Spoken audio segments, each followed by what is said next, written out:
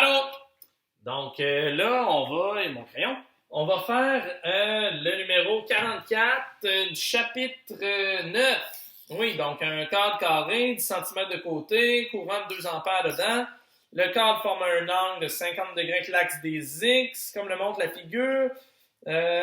Champ uniforme de 1 Tesla. Dessiner l'orientation des forces sur chacun des 4 côtés du cadre. Donc, là, je sais que mon dessin ne fitera pas avec le corrigé, mais j'aime pas comment il est fait le corrigé pour dessiner l'orientation des forces.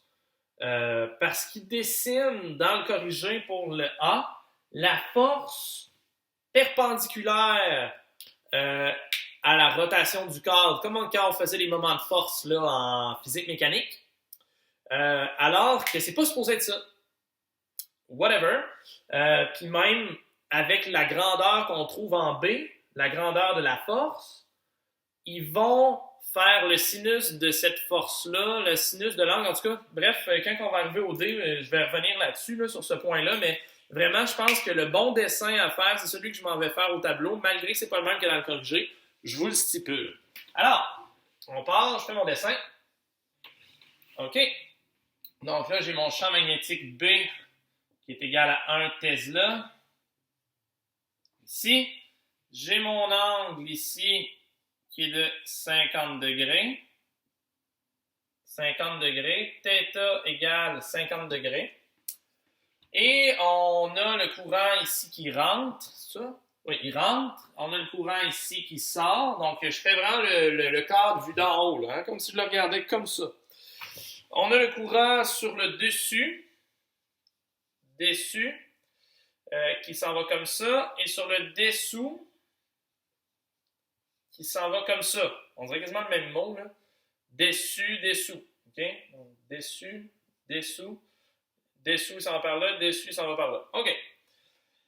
Maintenant, on va faire pour la force magnétique ILB. La longueur sur le dessus s'en va comme ça. Oh, je prends ma main gauche. La longueur sur le dessus s'en va comme ça. B est comme ça. Donc, la force pour l'armature du dessus, elle va sortir du plan. Hein, je le refais. Cette direction-là. Je ferme mes doigts comme ça sur le champ magnétique. Ça fait ça de même. Maintenant, la longueur du dessous, elle va par là. Je ferme mes doigts sur le champ magnétique. Mon pouce, il rentre. Donc, pour le dessous, ça rentre dans le plan. Maintenant, ici, la longueur rentre dans le plan. Mes doigts se ferment sur le champ magnétique. Et c'est là, ici, que moi, je le dessine dans ce sens-là. Et tiens, je vais l'appeler la force 2, parce qu'il l'appelle la force 2 dans le corrigé. Je vais juste vérifier ce que je suis en train de vous dire. Oui, il l'appelle la force 2, effectivement. Dans le corrigé, il la dessine comme ça ici. Moi, je suis pas d'accord. Parce que ça, c'est la force perpendiculaire qu'on va utiliser pour faire le moment magnétique tantôt. Vraiment, là, la force magnétique, si c'était juste un fil tout seul qui occupait cette longueur-là et cet espace-là, là, dans ce champ magnétique-là, la force, ça serait par là. En tout cas. Et par la même façon, on trouve ici l'orientation de la force 4. OK? Donc, ça c'est pour le A, pardon. Maintenant, quelle est la force magnétique agissant sur chacun des côtés du cadre? Là, on veut la grandeur. OK, alors là, j'ai allégé mon dessin pour faire le B. On a dit que la force 1, elle sort du plan. La force 3, elle rentre dans le plan. La force 2 est ici, la force 4 est là. Pour mesurer leur grandeur. Ici, ça va être très simple et ça va être la même chose pour la force 4 en haut. On a déjà leur orientation, fait qu'on va juste s'intéresser à la grandeur. Vous voyez, je ne mets pas les flèches. ILB, 2 ampères fois 10 cm de côté fois 1 Tesla, 0,2 Newton orienté comme ça. Ici, c'est la même chose, 0,2 Newton. Donc, on ne se casse pas le DC. F1 et F2, c'est autre chose. On se rappelle que notre champ magnétique B, il est dans ce sens-là. Hein? De 1 Tesla. Donc, le vecteur L, ici, il y a une composante perpendiculaire puis une composante parallèle au champ magnétique. Ça, on ne la prendra pas. Parce que la composante parallèle au champ magnétique, y a-t-il une force magnétique qui va être associée à ça? La réponse, c'est non. Alors, il va falloir prendre ça ici. On sait que l'angle qu'il y a là, c'est notre angle θ qui est égal à 50 degrés.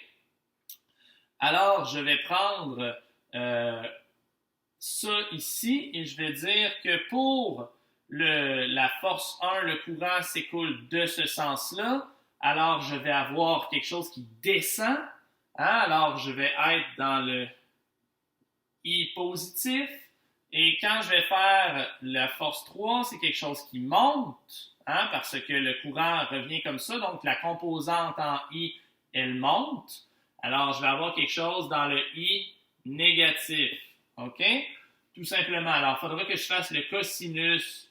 Donc, je vais prendre la longueur L et je ferai son cosinus. Donc, je vais prendre cosinus de 50 fois la longueur L. Donc, ça va me donner 0,643 fois le courant qui est de 2 ampères fois le champ magnétique. Excusez, j'ai oublié de mettre des zéros ici. Hop, hop, oui, fois 0,0643 croix 1 Tesla J. On ne prend pas la deuxième composante du vecteur L qui est le sinus, hein, parce qu'il est en J, donc on va faire J croix J, ça va donner 0. Donc ça me donne 0,13 newton.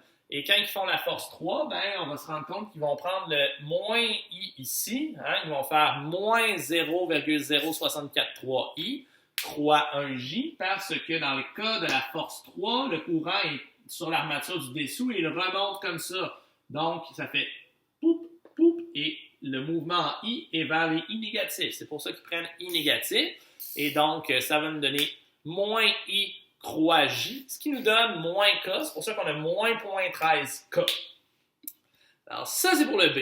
Maintenant, pour le C, ben, on s'entend que les forces qui tirent, regardez, ça c'est mon éponge d'hier, si je tire comme ça, donc mes doigts ici tirent vers le haut et mes doigts ici tirent vers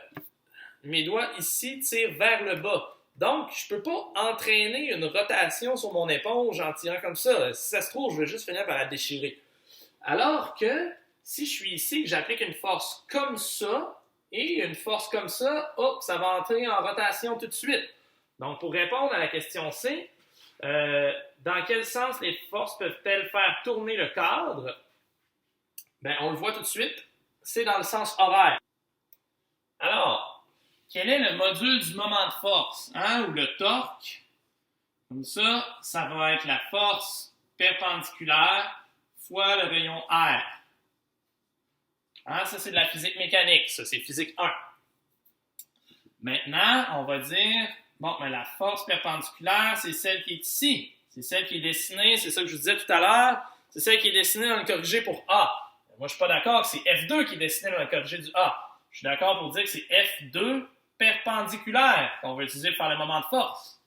Ici, j'ai mon angle de 40 degrés. 50, non, 40. Voyons. Vas-tu le dire? Oui, donc ici, c'est un angle de 40 degrés. On va y aller faire la trigo. On a 50 degrés ici. Ici, c'est un angle droit. Donc ici, ça veut dire que c'est 40 degrés.